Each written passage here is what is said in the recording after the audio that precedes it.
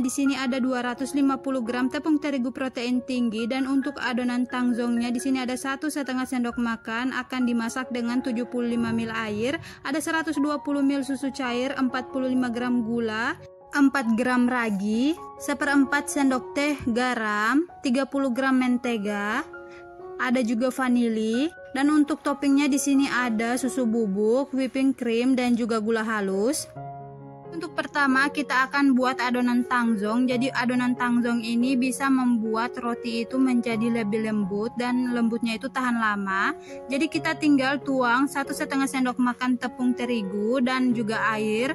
Lalu kita aduk hingga tercampur rata. Lalu nyalakan kompor, gunakan api kecil aja. Lalu diaduk terus sampai adonannya menjadi pasta. Dan sudah bisa dimatikan kompornya, dan ini dia adonan tangzongnya sudah jadi. Selanjutnya di sini kita akan campurkan gula pasir pada susu cair, lalu diaduk hingga gulanya itu larut, agar saat mencampurkan pada adonan tepung itu lebih mudah. Jika sudah tercampur rata, kita sisihkan dulu. Lanjut tuang tepung terigu 250 gram, gunakan tepung terigu protein tinggi, tuang 4 gram ragi. Kita campurkan dulu hingga merata. Lalu kita tuangkan adonan tangzongnya. Lalu tuang susu secara bertahap atau 2 kali. Tuang juga vanili cair sekitar 1/4 sendok teh. Lalu ini kita aduk hingga adonannya itu tercampur merata. Kalau kalian malas untuk mengaduk, kalian bisa pakai mixer saja. Tuang sisa susu lalu kita aduk kembali hingga tercampur merata.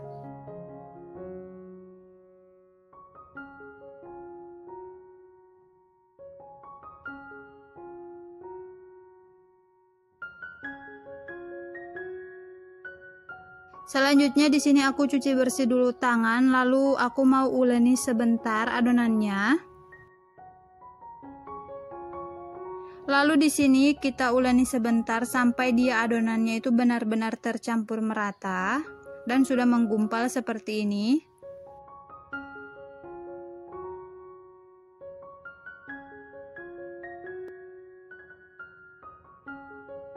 Setelah tercampur merata, kita berikan 1/4 sendok teh garam dan 30 gram mentega. Lalu kita uleni sampai adonannya itu kalis.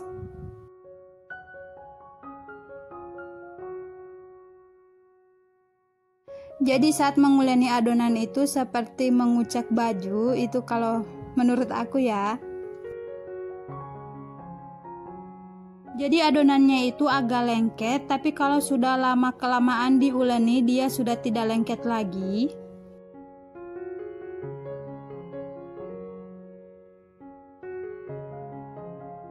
Jadi ini dia hasilnya setelah diuleni sekitaran 10 menit. Lalu olesi sedikit minyak pada tangan atau diganti dengan mentega juga bisa.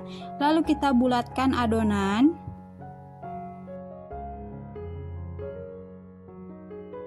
Setelah dibulatkan, ini kita letakkan kembali di loyang, lalu kita tutup dan kita akan diamkan selama 1 jam hingga dia adonannya mengembang.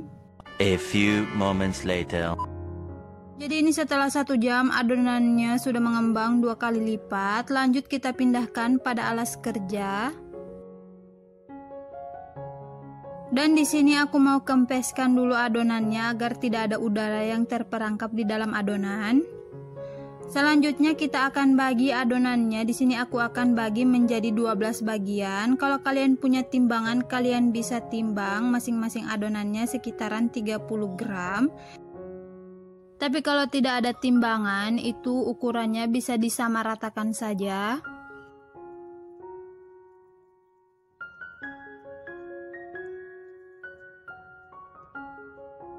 Setelah dibagi menjadi 12 bagian, dan kalau masih ada sisanya seperti ini tinggal dibagikan saja ke masing-masing adonan yang menurut kalian itu kekecilan, itu bisa ditambahkan saja adonannya.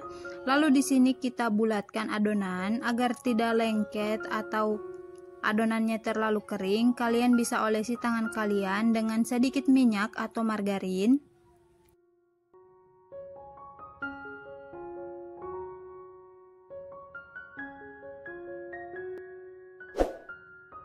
Setelah selesai dibulatkan, ini langsung kita pindahkan adonan pada loyang. Sisakan satu adonan untuk dibulatkan dengan rapi. Setelah diletakkan di loyang, tutupi di bagian atas loyang agar permukaan roti itu tidak kering. Lalu kita balikkan adonan, lalu ditekan-tekan untuk mengeluarkan udara yang ada di dalam adonan. Lalu kita bulatkan seperti ini. Ditekan-tekan di bagian bawahnya sampai dia tertutup rapat.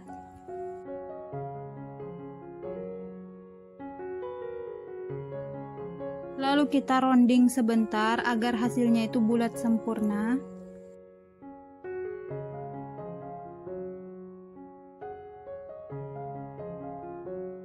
Jadi ini dia hasilnya setelah selesai dibulatkan. Lalu diletakkan di atas cetakan yang sudah diolesi mentega. Dan tutupi di bagian atasnya agar tidak kering juga adonan. Lalu kita ambil lagi satu adonan, kita balik, lalu kita tekan-tekan untuk mengeluarkan udara pada adonan. Lalu kita bulatkan kembali. Jangan lupa dicubit-cubit di bagian bawah hingga dia tertutup rapat. Lalu kita rounding. Setelah itu kita letakkan kembali pada cetakan. Jadi untuk peletakannya itu di sini aku mau buat 3 ke samping 4 ke atas.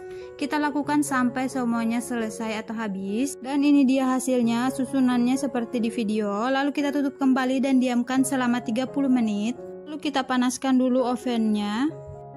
Later. Setelah 30 menit ini adonannya sudah mengembang dan sudah bisa kita panggang.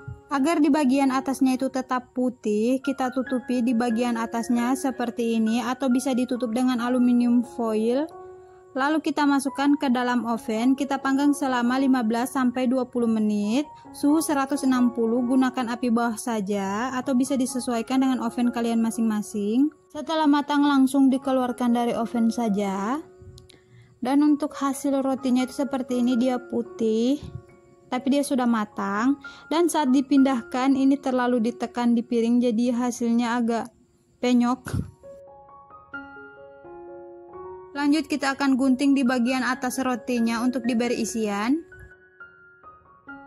Setelah itu ini sudah bisa dikasih isian, dan untuk isiannya di sini aku pakai whipping cream yang sudah dicampur dengan keju parut, tapi untuk whipping creamnya itu tidak terlalu padat, ini agak encer. Dan saat memberi isian pastikan rotinya itu sudah dingin agar flannya itu tetap dingin dan seperti es krim. Selain whipping cream kalian bisa ganti dengan fluff vanilla atau susu atau bisa diganti dengan white coklat. Dan untuk isiannya di sini ada yang aku tidak isi karena ada yang tidak suka dengan whipping cream dan keju. Setelah itu diberi isian, kita langsung taburi dengan gula halus yang sudah dicampur dengan susu bubuk. Ini tinggal ditaburi di bagian atas roti sampai semua atasan roti itu tertutup. Dan ini dia milk bun atau roti susunya sudah jadi. Ini cocok banget langsung dimakan karena mumpung isiannya itu masih dingin. Dan mari kita coba. Dan untuk rotinya itu ini lembut banget. Dan buat kalian yang pecinta susu, kalian wajib cobain salah satu menu viral ini enak banget. Dan untuk hasilnya ini lembut banget walaupun tanpa mixer. Dan untuk isiannya itu dia manis dan agak asin dari kejunya. So, selamat mencoba di rumah, jangan lupa like, share, dan subscribe. Sampai jumpa di video aku berikutnya.